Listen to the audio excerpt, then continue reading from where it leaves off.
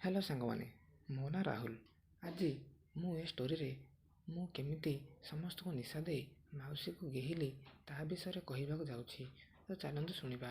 ମୋ ମାଉସୀର ବୟସ 35 ଆଉ ଦେଖିବାକୁ ଗୋରା ତନ ପୁରା କାଗଜ ଭଳି, ଆଉ ଦୁଧ ବି ବଢ଼ିଆ ସାଇଜ୍ ହେଇଥାଏ।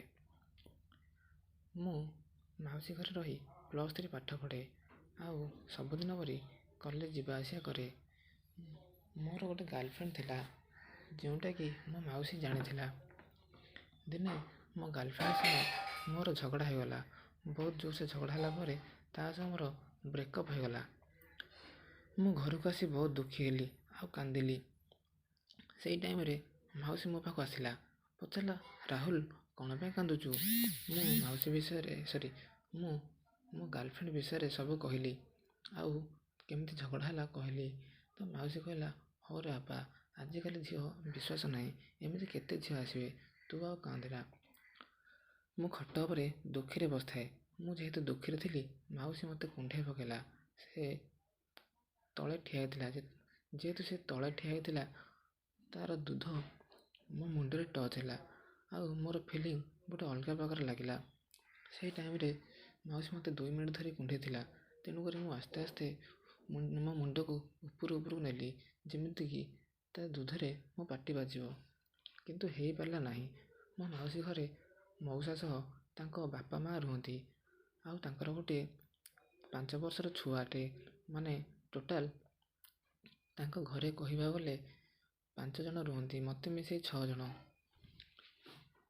ମୋ ମନ ମାଉସୀ ଉପରକୁ ଆସିଗଲା, କେମିତି ମାଉସୀକି ଗେହିବି। ଦିନେ ମୁଁ ଦେଖେ ତ ରାତି 12ଟା ହୋଇଛି ଆଉ ମାଉସୀ ରୁମ୍ରୁ ଖଟ କେଁ କେଁ ଶୁଭୁଛି। ମୁଁ ସେଇ ଟାଇମ୍ରେ ପାଣି ପିଇବାକୁ ଉଠିଥିଲି ଆଉ ଖଟ ଆଉ କବାଟ ଫାଙ୍କରେ ଦେଖେ ତ ମଉସା ମାଉସୀର ପୁରା କପଡ଼ାକୁ ଖୋଲି ନାହାନ୍ତି, ଖାଲି ଲୁଗାଟାକୁ ଟେକିକି ପିଟୁଛନ୍ତି ଆଉ ମାଉସୀ ଖାଲି କେଁ କେଁ ହେଉଛି ଆଉ ଖଟ ବି କେଁ କେଁ ହେଉଛି ଆଉ ତାଙ୍କ 5 ବର୍ଷର ଛୁଆକୁ ତଳେ ଶୁଆଇ ଦେଇଛନ୍ତି। ମୁଁ ଦେଖିକି ପୁରା ହିଟ୍ ହୋଇଗଲି ଆଉ ରୁମ୍କୁ ଆସିକି ଶୀଘ୍ର ମୁଠି ମାରି ମୋ ବୀର୍ଯ୍ୟ ବାହାର କଲି। ତା ପରଦିନ କଥା, ମଉସା ଅଫିସ୍ ଗଲେ। ମୁଁ ଭାବୁଥାଏ ମାଉସୀକୁ କେମିତି ଗେହିବି। ସେଦିନ ମାଉସୀ ଦାଣ୍ଡପଟେ ଖରାରେ ଲଙ୍କା ଶୁଖାଉଥିଲା ଆଉ ଲଙ୍କା ଶୁଖାଉଥିଲା ବେଳେ ସେ ନଇଁକି ଥିଲାବେଳେ ତା ଦୁଧ ଦେଖାଯାଏ। ମୁଁ ବସିଥିଲି ଦାଣ୍ଡ ଦୁଆରେ। ମୁଁ କହିଲି, ଓଃ, କ'ଣ ହେଇଛି ରେ, ଆମ ଘରେ ଏତେ ଭଲ ମାଲଟା ଥାଉ ଥାଉ ମୁଁ କାହିଁ ସେ ନୁଗୁଟା ଗାର୍ଲଫ୍ରେଣ୍ଡ ପଛରେ ପଡ଼ିଥିଲି। ତାପରେ ସବୁଦିନ ମୁଁ ଚକ୍ରାନ୍ତ କରେକି ମାଉସୀକୁ କିଭଳି ଗେହିବି।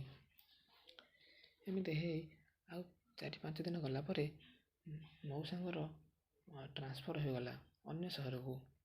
ତେଣୁକରି ମଉସା ବାହାରେ ରୁହନ୍ତି ଆଉ ମୁଁ ମୋର ମୁଣ୍ଡ ଖେଳିଲି। ମାଉସୀକୁ ଡାଇରେକ୍ଟ କହିବା ପାଇଁ ମୋତେ ଟିକେ ଭୟ ଲାଗେ। ତେଣୁକରି ମୁଁ କ'ଣ କଲି, ବଜାରକୁ ଯାଇ ଗୋଟେ ନିଶା ଔଷଧ ଆଣିଲି। ନିଶା ଔଷଧ ଆଣିଲା ପରେ ରାତିରେ ସମସ୍ତେ ଖାଇଲୁ। ରାତିରେ ଖାଇବା ପୂର୍ବରୁ ମୁଁ ସବୁ ଖାଦ୍ୟରେ ନିଶା ମେଡ଼ିସିନ ମିଶାଇ ଦେଲି, ଯେମିତିକି ସମସ୍ତେ ଖାଇ ବେହୋସ ହୋଇଯିବେ। ଆଉ ସେଦିନ ରାତିରେ ମୁଁ ଖାଇଲି ନାହିଁ। ମାଉସୀ କହିଲା, ତୁ ଖାଇବୁନି କି? ମୁଁ କହିଲି, ନାଇଁ ମାଉସୀ, ମୋ ପେଟ ଭଲ ନାହିଁ, ବାହାରେ କଲେଜରେ ବହୁତ ଖାଇ ଦେଇଥିଲି ଆଉ ଇଚ୍ଛା ନାହିଁ। ତାପରେ ସମସ୍ତେ ଖାଇ ପିଇ ଶୋଇବାକୁ ପଳାଇଗଲେ। ରାତି 11ଟା ହେଉଥାଏ। ମୁଁ ମାଉସୀ ରୁମ୍କୁ ଗଲି। ପ୍ରଥମେ ମାଉସୀର ମୁହଁକୁ ଟିକେ ହାତରେ ଏପଟ ସେପଟ କଲି। ଦେଖିଲି ମାଉସୀ ଆଉ କିଛି ହେଉନି ଆଉ ତା'ର 5 ବର୍ଷର ଛୁଆ ଖଟ ଉପରେ ତା ପାଖରେ ଶୋଇଛି। ମୁଁ କ'ଣ କଲି, ମୋର ତ ଆଉ ମାଉସୀକୁ ଦେଖିଲା ପରେ ହୋସ୍ ରହୁନଥାଏ। ଡାଇରେକ୍ଟ କ'ଣ କଲି, ତା ଲୁଗା ଟେକି ଦେଇ ମୁଁ ମୁଣ୍ଡ ଉଠାଇଲି ଆଉ ଆସ୍ତେ ଆସ୍ତେ ଭିତରକୁ ପଶାଇଲି। ଯେହେତୁ ମାଉସୀ ଶୋଇଥାଏ, ତେଣୁକରି ତା'ର କିଛି ଫଙ୍କସନ୍ ହେଉନଥାଏ। ମୁଁ ଆସ୍ତେ ଆସ୍ତେ ଏମିତି 5 ମିନିଟ୍ କରିଲା ପରେ ମୋତେ ଆଉ ଭଲ ଲାଗିଲାନି। ଯେହେତୁ ଖାଲି ମାଉସୀ ଶୋଇଥାଏ, ମୁଁ ଏକୁଟିଆଟା କେତେ କରିବି।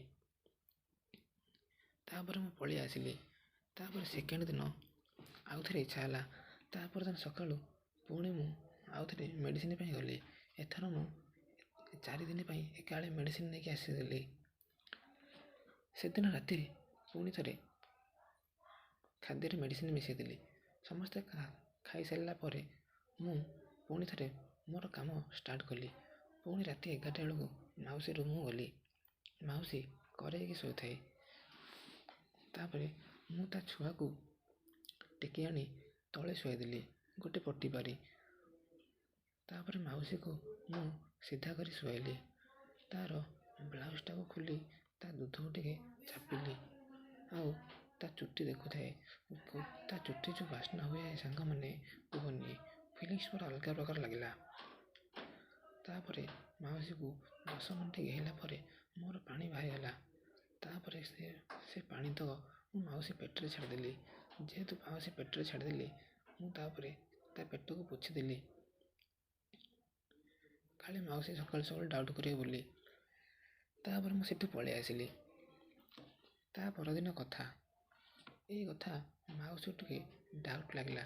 ଯେହେତୁ ତାକୁ ମୁଁ ଶୋଇବା ଅବସ୍ଥାରେ କରୁଥିଲି, ସେ ସକାଳୁ ସକାଳୁ କିଛି ତ ଫିଲିଙ୍ଗସ୍ କରୁଥିଲା। ମୁଁ ବୁଝିଗଲି। ସେ ମୋତେ ସକାଳୁ ସକାଳୁ ଖାଲି ଅନେଇଲା।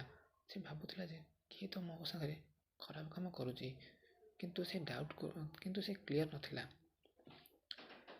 ସେଦିନ ଆଉ ଦିନ ରାତିରେ କ'ଣ କଲା, ମୁଁ ଯେତେବେଳେ ପୁଣି ଥରେ ଭିତରକୁ ଗଲି ମାଉସୀ ପାଖକୁ ରାତିରେ, ମାଉସୀ ଶୋଇଥିଲା।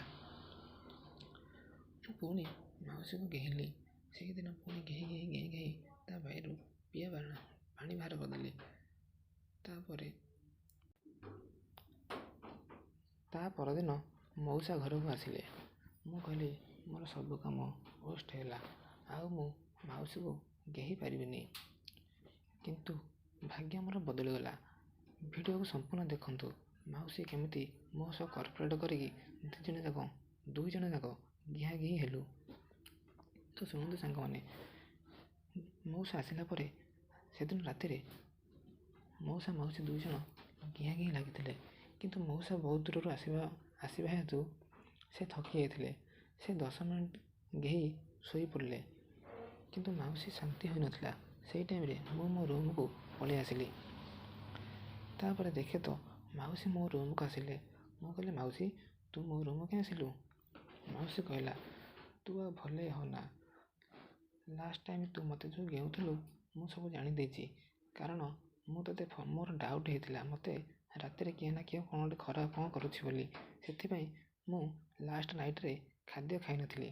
ତୁ ମେଡ଼ିସିନ ମିଶାଇବାର ଦେଖିଦେଉଥିଲି। ମୁଁ କହିଲି ମାଉସୀ, ଲାଷ୍ଟ ନାଇଟ୍ରେ ଯେତେବେଳେ ଗେଉଁଥିଲି ତୁ ଶୋଇନଥିଲୁ?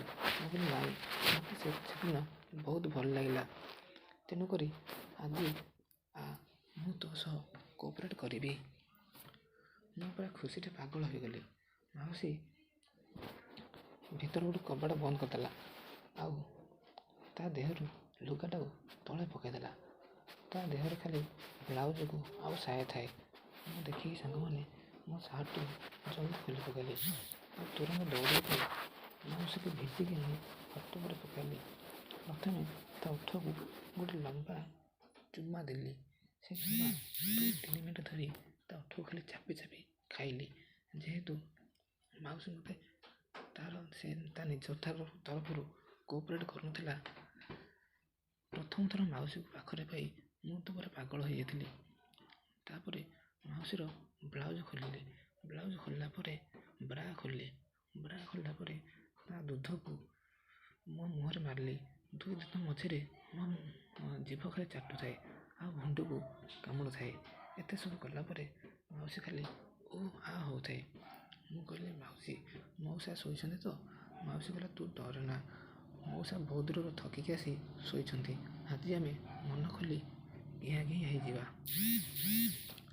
ତାପରେ ମାଉସୀର ମୁଁ ତଳକୁ ଆସିଲି। ତଳକୁ ଆସିଲା ପରେ ତା ବିଆ ଟିକେ ଚାଟିଲି। ଓ ତା ବିଆଟା ପୁରା ହୋଲ୍ ହେଇଥାଏ। ଯେହେତୁ ସେ ମଉସାଙ୍କଠୁ ଘିଆ ଖାଏ, ବିଆଟା ପୁରା ପୋଲା ହେଇକି ଅଛି। ମୋର ପୁରା 3 ଆଙ୍ଗୁଳି ତା ଭିତରେ ପଶି ଯାଉଥାଏ। ତାପରେ ମୁଁ ପ୍ୟାଣ୍ଟ ଖୋଲି ମାଉସୀର ମୁହଁ ପାଖକୁ ଗଲି। ତା ମୁହଁରେ ମୋ ବାଣ୍ଠକୁ ଟିକେ ଚପେଇଲି। ବାଣ୍ଠକୁ ଚାପିଲା ପରେ ତା ଦୁଧ ଭିତରେ ମୋ ବାଣ୍ଠକୁ ତା ମୁହଁରେ ଚପେଇଲା ପରେ ମୁଁ ଆଉ ଟିକେ ତଳକୁ ଖସିଲି।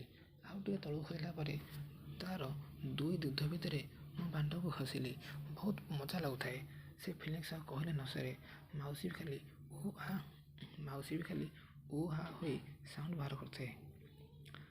ତାପରେ ମାଉସୀର ମୁଁ ଚଡ଼ିଟା ଖୋଲିଦେଲି। ଚଡ଼ି ଆଉ ସାୟା କାଢ଼ି ଖଟ ତଳକୁ ପକାଇଦେଲି। ତାପରେ ମୁଁ ମୋ ଚଡ଼ି ଖୋଲିଲି, କାରଣ ଅଧା ଚଡ଼ି ପିନ୍ଧିଥିଲା ବେଳେ ଗୋଡ଼ରେ ଟିକେ ଫାଡ଼ିବାକୁ ଅବାଗିଆ ଲାଗେ। ଫୁଲ୍ ଚଡ଼ି ଖୋଲିଦେଇ ମୁଁ ଖଟ ତଳେ ଚଡ଼ି ପକାଇଥିଲି। ଏବେ ଷ୍ଟାର୍ଟ ହେଲା ଅସଲି କାମ। ମାଉସୀ ବିଏ ଭିତରେ ମୋ ବାଣ୍ଡକୁ ଘଚ୍ ଘଚ୍ ଘଚ୍ ଘଚ୍ ଘଚ୍ ଘଚ୍ କଲି। ଯେହେତୁ ମାଉସୀ ବିଏ ପୁରା ଫୁଲା ହେଇଥିଲା, ଆରାମସେ ପଳାଏ ଆଉ ଶୀଘ୍ର ବି ପଶିଯାଏ। ତାପରେ ମାଉସୀ କହିଲା, ପୁଅ ଆଉ ଗୋଟେ ନୂଆ ପୋଜଟେ କରିବା। ମୁଁ କହିଲି ହଉ ମାଉସୀ। ତାପରେ ମାଉସୀ ଚେୟାର ଉପରକୁ ଯାଇ ଫାଡ଼ି ହେଇ ବସିଲା। ମୁଁ ସେଇଠି ତାକୁ ଘପ ଘପ କରି ଆଉ ଟିକେ ଘେହିଦେଲି। ଘେହିବା ବେଳେ ତା ବିଏ ଖାଲି ପଚ୍ ପଚ୍ ସାଉଣ୍ଡ ହେଉଥାଏ।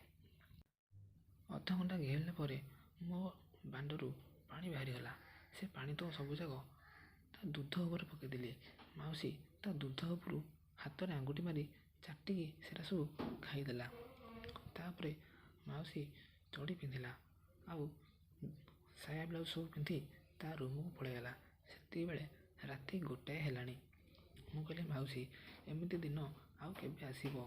ମାଉସୀ କହିଲା, ତୁ ଟେନସନ୍ ନେନା ରେ, ଯେବେ ଇଚ୍ଛା ହେବ ସେବେ ଆମେ କରିବା।